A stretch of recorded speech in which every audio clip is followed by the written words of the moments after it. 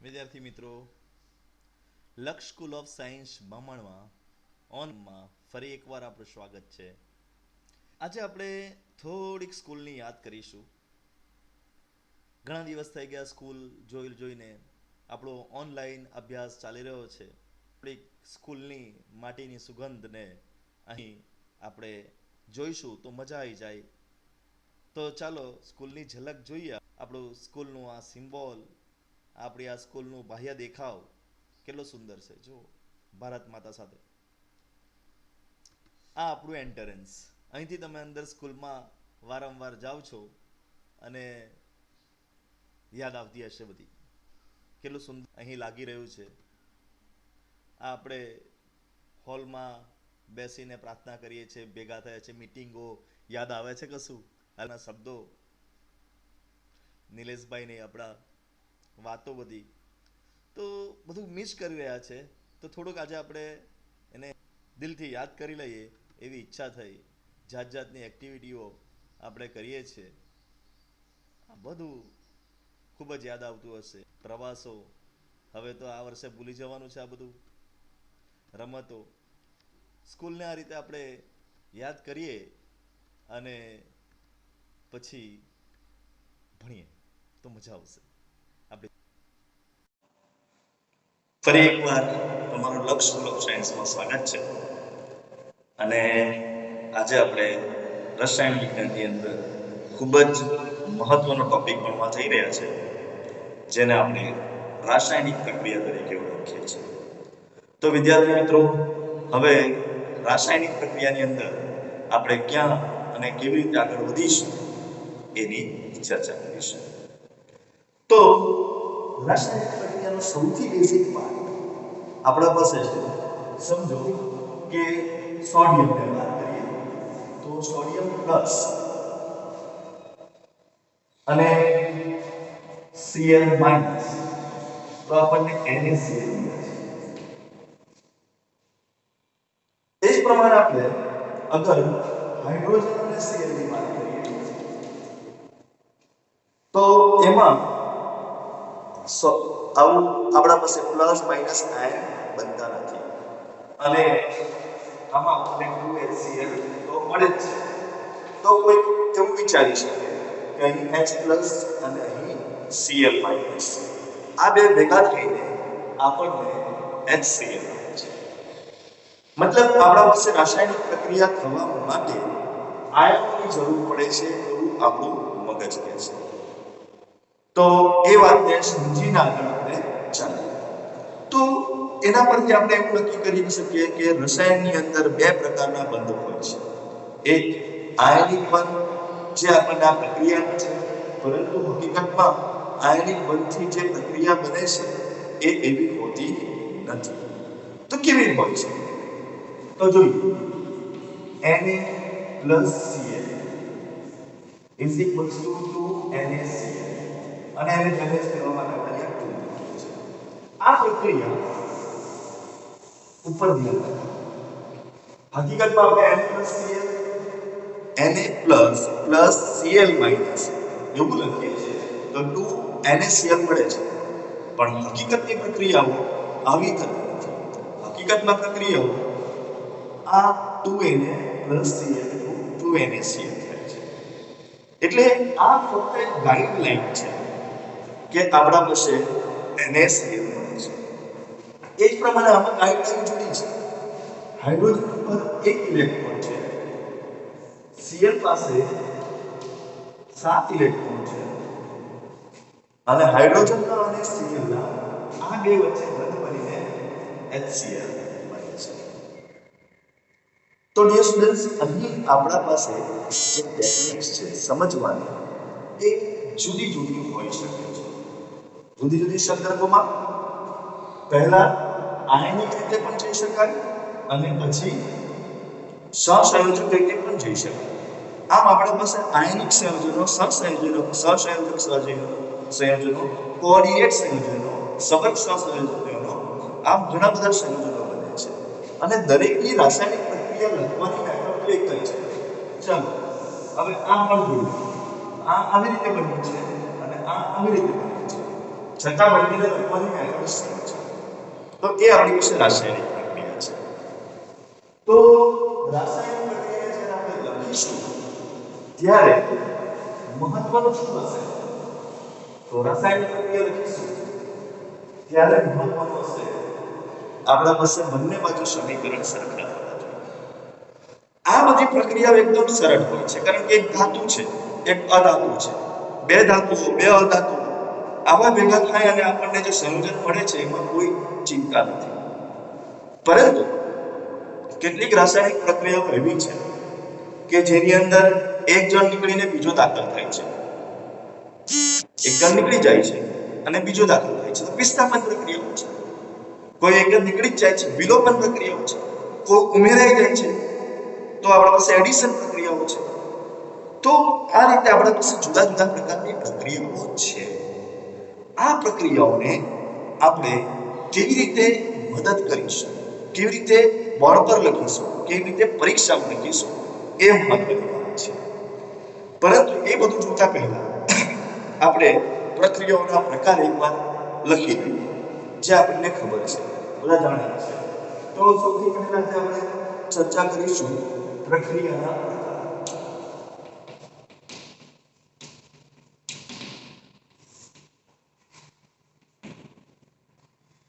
પહેલો પ્રકાર આપણે લઈ શકીએ તો એડિશન પ્રક્રિયા, જેને આપણે ઉમેરવા તરીકે ઓળખી શકીએ. બરાબર? તો સમન્વય પ્રક્રિયા એવું લખી શકીએ. ઓકે. બીજી પ્રક્રિયા છે વિલોપન પ્રક્રિયા. આમાં આપણે ઉમેરો કરીએ છીએ. વિલોપન પ્રક્રિયામાં આપણે એને બહાર કાઢી નાખીએ છીએ.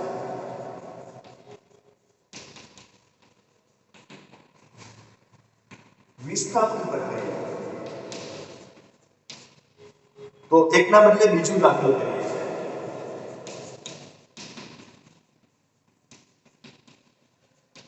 આ આપણા પાસે વિસ્થાપન પ્રક્રિયાઓ છે. ચોથા નંબર પર આપણા પાસે પ્રક્રિયા છે જેને આપણે રેડોક્સ પ્રક્રિયા કે રિડક્શન તરીકે ઓળખીએ છીએ. તો રિડક્શન ની અંદર હું આવી રીતે લખીશ: ઓક્સિજન બહાર જશે અને હાઇડ્રોજન અંદર જશે. ઓક્સિજન બહાર જશે અને હાઇડ્રોજન અંદર જશે. પાંચમા નંબર પર આપણે લખી શકીએ ઓક્સિડેશન. તો ઓક્સિડેશન ની અંદર ઉલટું છે, હાઇડ્રોજન બહાર જશે અને ઓક્સિજન. તો આ પાંચ પ્રકારની પ્રક્રિયાઓ તમને આવડતું હોય તો તમે સરળતાથી કાર્ય કરી શકો છો. ઓકે. તો આ વસ્તુ તમારા મગજમાં રહેવી જોઈએ અને એના ઉપરથી પછી કાર્ય થશે. તો હું આશા રાખું છું કે તમે આ પ્રક્રિયાઓને બરાબર સમજી શકો.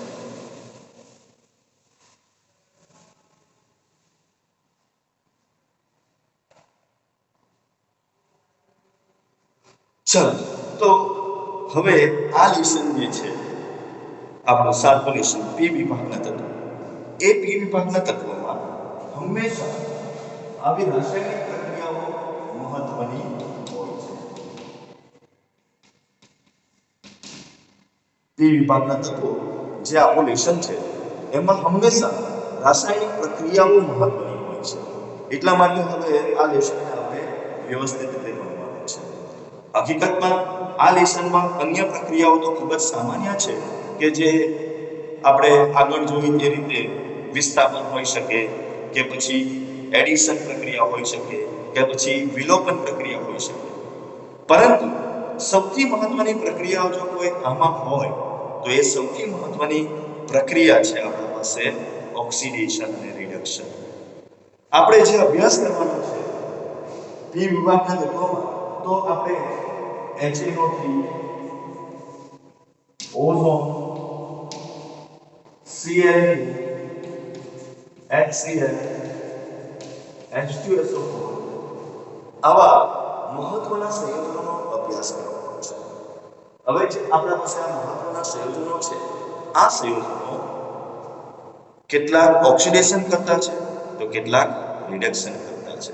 તો આપણે આ રીતે એ લોકોને ઓક્સિડેશન કરતા અને રિડક્શન કરતા પદમાં છૂટા પાડીને પછી એક જ પ્રકારની પ્રક્રિયા કરવાની છે. દાખલા તરીકે તમને ખબર પડે કે HNO3 ચલો લઈ લઈએ HNO3 એ ઓક્સિડેશન કરતા છે. આ ખબર પડે તો આપણા મગજમાં બધાય પહેલું શું રહેવું જોઈએ? બધાય પહેલું આપણા પાસે આ રહેવું જોઈએ કે જે ઓક્સિડેશન કરતા પદાર્થ છે એ પોતાનું રિડક્શન કરે છે. ઓક્સિડેશન કરતા પદાર્થો છે એ પોતાનું શું કરશે? રિડક્શન. હવે HNO3 માં કોણ હકીકતમાં રહેવું છે? NO3 minus. HNO3 માં હકીકતમાં કોણ રહ્યું છે? NO3 minus. અને એમાં નાઇટ્રોજનનું ઓક્સિડેશન આવે તો નાઇટ્રોજનનું ઓક્સિડેશન આ તમે ગણી નાખીએ. ઓક્સિજનનો કેટલો હોય છે? -2. 2 3 6 2 તારીખ 6. આ -6 બીજી બાજુ જશે એટલે +6 થઈ જશે અને 6 માંથી આ એક ઉપરનો આયન નીકળી જશે એટલે +5 થશે. આ બધા જ જવાબ છે. આ આપણા પાસે એકદમ સામાન્ય વાત છે કે નાઇટ્રેટની અંદર ઓક્સિજનનો ઓક્સિડેશન આંક -2 છે. 3 × 6 કરીએ 6 - 6 થશે. -4 જતા અહીંયા +6 થઈ જશે અને આ +6 અને -1 તો +6 અને -1 એટલે +5. તો ઓક્સિડેશન આંક નાઇટ્રોજનનો આ કિસ્સામાં આપણને +5 મળે છે. હવે નાઇટ્રોજનનો ઓક્સિડેશન આંક +5 છે અને પોતાનું રિડક્શન કરે છે. ઓકે, તો પોતાનું રિડક્શન ક્યાં ક્યાં કરી શકે? તો હું બોર્ડમાં લખું છું, બરાબર ધ્યાન આપજો. નાઇટ્રોજનનો ઓક્સાઇડ તમે જાણો છો N2 N2O3 NO3 અને N2O1 આ 5 ઓક્સિડેશન નાઇટ્રોજનના તમે જાણો છો. અહીંયા ઓક્સિડેશન આ +1 +2 +3 +2 અને +5. તો એમાંથી આપણે આ કાઢી નાખીશું. આના ઉપર ચોકડી મારી દઈશું.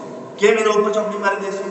તો અહીંયા ઓક્સિડેશન આંક 5 છે અને આનો પણ 5 છે એટલે બંને સમાન થાય તો એ ઓક્સિડેશન કે રિડક્શન પ્રક્રિયા ગણાતી નથી. એ ઓક્સિડેશન કે રિડક્શન પ્રક્રિયા ક્યારે ગણાશે? કે જ્યારે આ બંને અસમાન હોય તો. યાદ રાખો, રિડક્શન પ્રક્રિયામાં આપણા પાસે જે રિડક્શન પ્રક્રિયા છે એમાં ઓક્સિડેશન આંક ઘટે છે. આ તો પહેલો મુદ્દો છે. રિડક્શન પ્રક્રિયાઓમાં ઓક્સિડેશન આંક ઘટે છે અને ઓક્સિડેશન પ્રક્રિયાઓમાં ઓક્સિડેશન આંક વધે છે. ઓક્સિડેશન આંક વધે છે. તો આ બે મુદ્દા આપણા મહત્વના છે કે કોનામાં ઓક્સિડેશન આંક ઘટશે અને કોનામાં ઓક્સિડેશન આંક વધશે. ઓકે, જેની અંદર ઘટે છે તે રિડક્શન થાય છે, જેની અંદર વધે છે તે ઓક્સિડેશન થાય છે. તો નિયમ શું થશે? અહીંયા નાઇટ્રેટ છે +5 થી +1 ઘટે છે, રિડક્શન. +5 થી +2 ઘટે છે, રિડક્શન. +5 થી +3 ઘટે છે, રિડક્શન. +5 થી +4 ઘટે છે, રિડક્શન. એટલે જો નાઇટ્રેટ આયન HNO3 માં રહેલા નાઇટ્રેટ આયનનું રિડક્શન થાય તો એ +1 +3 +4 સુધી પહોંચી શકે છે. હવે તમે મને કહો કે અહીંયા ઓક્સિડેશન આંક 5 છે, નાઇટ્રોજનનો મહત્તમ ઓક્સિડેશન આંક પણ 5 જ છે, તો નાઇટ્રોજન પોતાનું ઓક્સિડેશન કરી શકે? ના કરી શકે.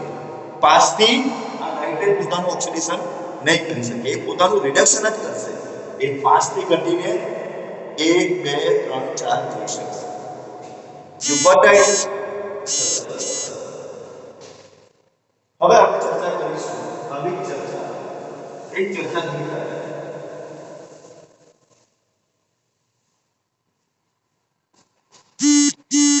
HCl. ચલો HCl Cl નો ઓક્સિડેશન આંક -1 છે એટલે ઓબ્વિયસલી હાઇડ્રોજન નો પ્લસ આ તો બહુ સિમ્પલ છે કઈ વર્ષોથી તમે જાણો છો કે ક્લોરીન નો ઓક્સિડેશન આંક -1 અને હાઇડ્રોજન નો પ્લસ રેડી ચલો તો હવે આગળ ચાલીએ છીએ તો આગળ આપણા પાસે આ ઘટના આવે છે સાંભળજો કે -1 ક્લોરીન નો ઓક્સિડેશન આંક હાઇડ્રોજન નો ઓક્સિડેશન આંક તમે જાણો છો -1 +1 +3 +5 અને +7 આ ઓક્સિડેશન આંક છે ક્લોરીન ના આ કિસ્સામાં ક્લોરીન -1 છે એટલે આપણે આ ક્લોરીનને કારણ કે આગળ આપણે સમજ્યા એ પ્રમાણે સરખે સરખા હોય તો નહીં તો ઓક્સિડેશન થયું નહીં તો રિડક્શન થયું ઓક્સિડેશન કે રિડક્શન થવા માટે આપણા પાસે માઇનસ જરૂરી છે ઓછું વધવું અથવા તો ઘટવું જરૂરી છે તો જ ઓક્સિડેશન આંક બદલાય તો જ આપણે એને કહી શકીએ કે ઓક્સિડેશન થયું કે રિડક્શન થયું ચલો તો અહીંયા હવે તમે જોઈ શકો છો -1 થી વધીને 1 થાય છે ઓક્સિડેશન વધે છે ઓક્સિડેશન વધે છે ઓક્સિડેશન વધે છે ઓક્સિડેશન આ HCl હંમેશા પોતાનું શું કરશે ઓક્સિડેશન જ કરશે અને આમ HCl હંમેશા પોતાનું ઓક્સિડેશન કરતું હોવાના કારણે HCl ને આપણે રિડક્શન કરતા પદાર્થ કહીશું તો જે રીતે HNO3 પોતાનું રિડક્શન જ કરી શકે છે એટલા માટે એ ઓક્સિડેશન કરતા પદાર્થ છે એ જ રીતે HCl પોતાનું ઓક્સિડેશન જ કરી શકે છે અને પોતાનું ઓક્સિડેશન જ કરતું હોવાના કારણે એ સામેવાળાનું રિડક્શન કરશે એટલે HCl રિડક્શન કરતા પદાર્થ છે ઓકે તો આપણે હમણાં સાબિત કર્યું કે નાઇટ્રિક એસિડ પોતે ઓક્સિડેશન કરતા પદાર્થ છે HCl પોતે રિડક્શન કરતા પદાર્થ છે બંને એસિડ હોવા છતાં બંનેના ગુણધર્મો જુદા જુદા છે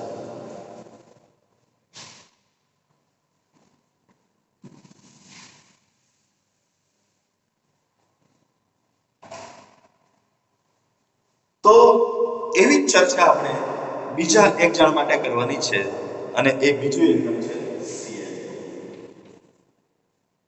બીજું એક ઉદાહરણ કોણ છે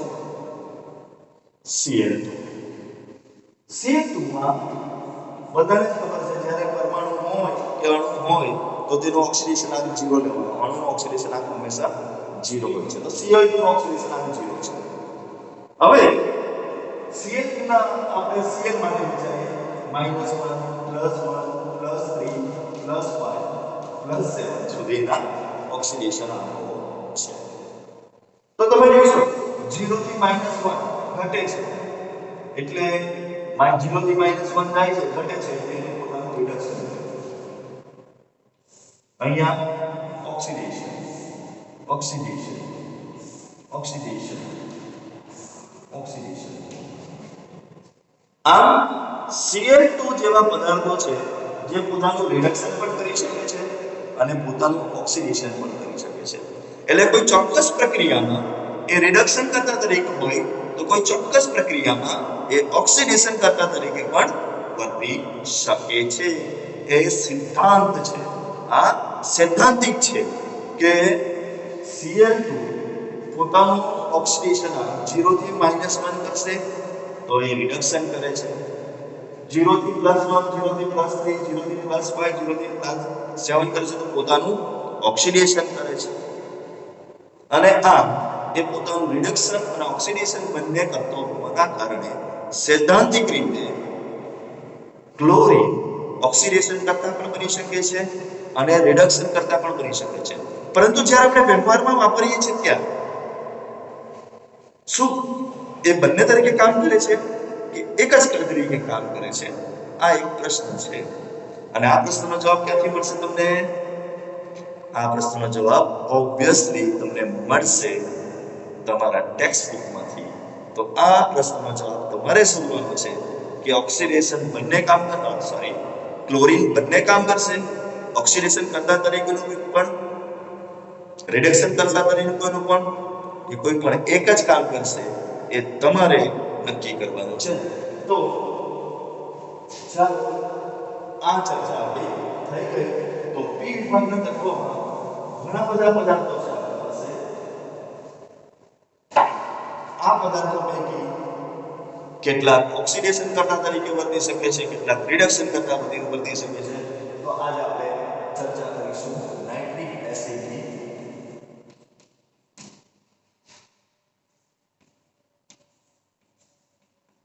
પ્રક્રિયા તો આજની આપણી ચર્ચા છે નાઇટ્રિક એસિડની પ્રક્રિયાઓ કે નાઇટ્રિક એસિડની પ્રક્રિયાઓ આપણે કેવી રીતે ન્યાય આપી શકીશું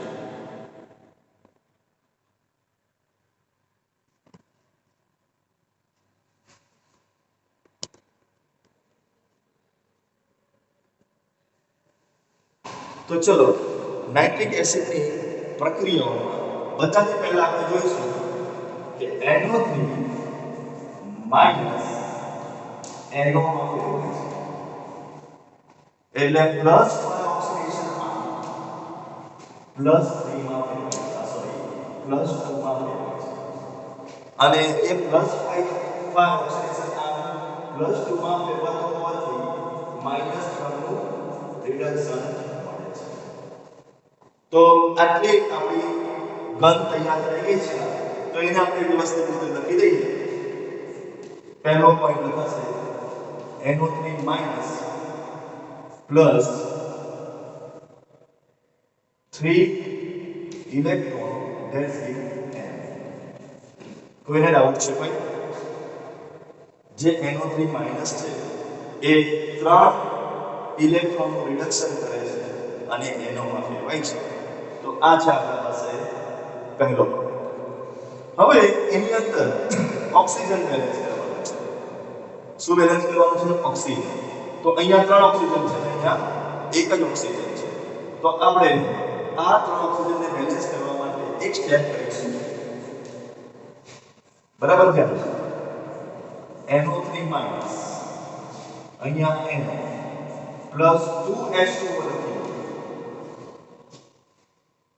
આ 3 ઓક્સિજન 2 તો હંમેશા ઓક્સિજન બેલેન્સ કરવા માટે પાણી વાપરો હંમેશા તમે પહેલો સ્ટેપ ઓક્સિજન જ બેલેન્સ કરો એટલે એકદમ સરળ છે તો આપણે અહીંયા મસ્ત એવું શું લખી દીધું છે H2O લખી દીધું છે એટલે બંને બાજુ બેલેન્સ કરે 3 ઇલેક્ટ્રોન તો છે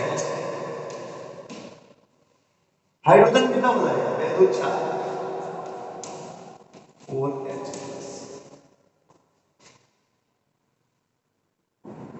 તો આ મુખ્ય સમીકરણ આપણું થઈ ગયું આ એક સમીકરણ તૈયાર થઈ ગયું આ સમીકરણને આપણે શું નામ આપીશું તો રિડક્શન થાય છે એટલે આપણે રિડક્શન આરએચ નામ આપી દઈએ આરએચ નો મતલબ આપણે કરીશું રિડક્શન તો આપણા પાસે આ રીતે રિડક્શન તૈયાર થઈ ગયો છે કેવી રીતે NO3 minus plus 3 electron minus 4H that's NO plus 2H2 અને આ રીતે આપણા પાસે એક રિડક્શન હાફ તૈયાર થઈ ગયો છે હવે આ રિડક્શન હાફને આપણે ક્યાં ઉપયોગ કરવાનો તો એનો ઉપયોગ કરીશું OH એટલે કે ઓક્સિડેશન હાફ સાથે તો ઓક્સિડેશન હાફ કયા કયા તો પહેલું લખી દઈએ ઓક્સિડેશન હાફ આપણે લઈ લઈએ કે જેમાં એનું ઓક્સિડેશન થતું હોય તો એક સિમ્પલ છે મારા પાસે I માઈનસ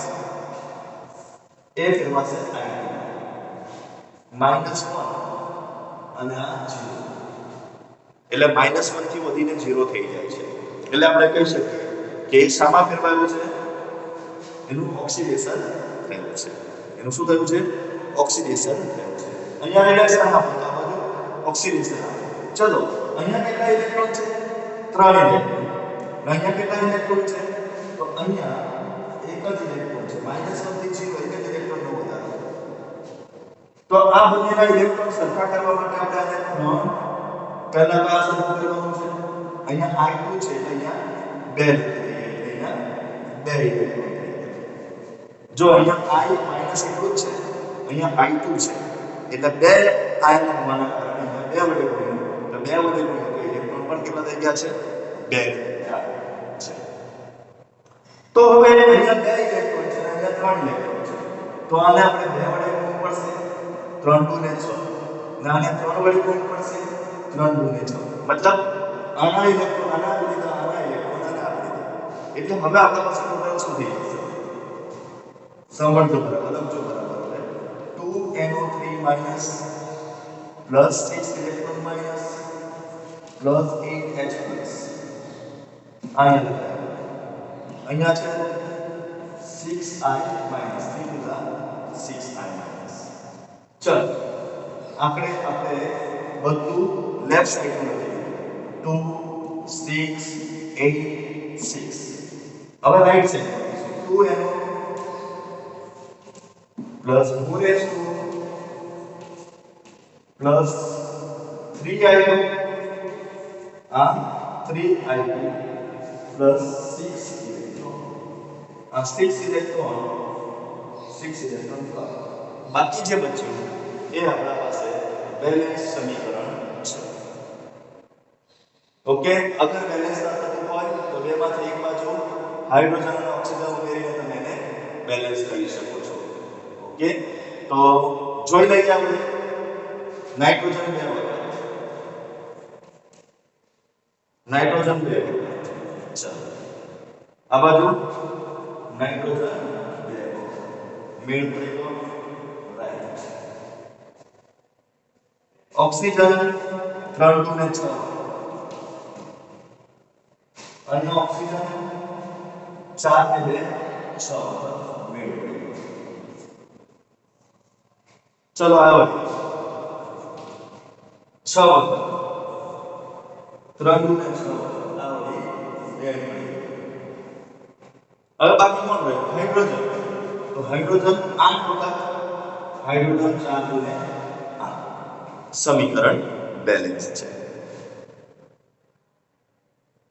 તો આ રીતે તમે કોઈ પણ સમીકરણ લખી શકો છો અને તમે તેને બેલેન્સ કરીને સમજાવી શકો છો. કોઈ પણ સમીકરણ લઈ આ આપણા પાસે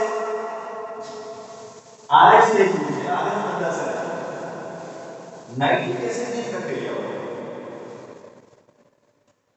તો નાઇટ્રિક એસિડની પ્રક્રિયાઓ હંમેશા આ બેઝ પર થશે, કોઈ ફરક પડશે નહીં. ઓકે, તો આ નાઇટ્રિક એસિડની પ્રક્રિયાઓમાં આ ફિક્સ થઈ ગયું. હવે ફિક્સ કેવી રીતે બનાવવું જોઈજો. NO3 plus 3 ઇલેક્ટ્રોન NO મળે, અહીંયાથી બને 5 ઓક્સિડેશન અને 2 ઓક્સિડેશન. આ કરીને આપણે તૈયાર કરીએ છીએ.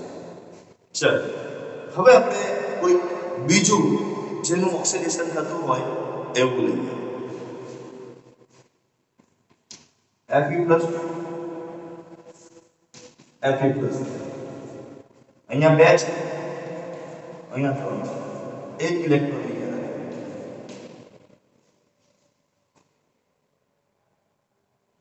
ચલો અહીંયા 3 ઇલેક્ટ્રોન છે, બીજું તો ફેર બદલવાનું નથી, Fe ફિક્સ છે, બદલવાનું નથી. અહીંયા 3 ઇલેક્ટ્રોન એટલે અહીંયા 3 વડે ગુણી નાખો, 3 3 થઈ ગયું બધું સરખું, બંનેનો સરવાળો કરી નાખીએ. તો NO3 minus 3 electron 4H plus 3Fe plus 2. That's given. NO plus 3Fe plus 3 plus 2H2 plus 3. Left side, right side.